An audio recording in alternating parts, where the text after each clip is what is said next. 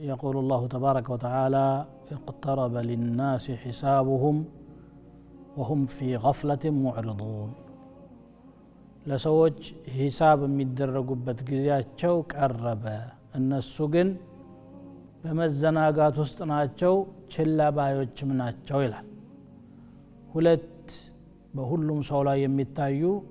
እጅግ ጎጂ የሆኑ ባህሪዎችን ያነሳው እንድንጠነቀቃቸው ማስታወስ ወደድኩኝ በአጭር ደቂቃ ውስጥ غفላ የሚባል ችግርና ኢዕራድ غفላ ማለት ችልተኝነት መዘንጋት ማለት ነው لقد خلقت لأمر لو فطنت له فاربأ بنفسك أن ترعى مع الحمل እንዳለው ማለት ነው የተخلقከው ለአንድቁም ነገር ነው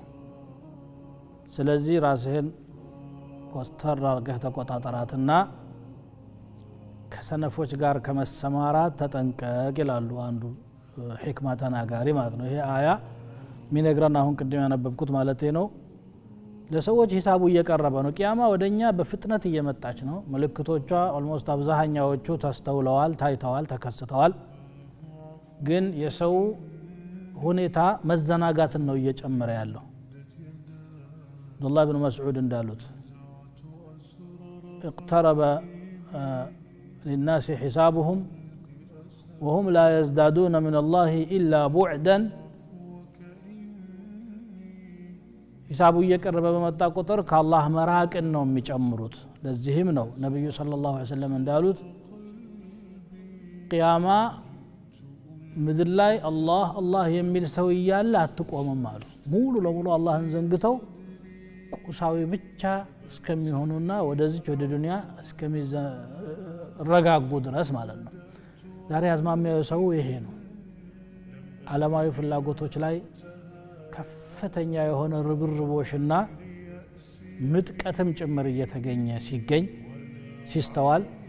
የአኺራን ጉዳይ ግን እየዘነጋን እንገኛለን በተለይ ሙተደይነን የምንል ሰዎች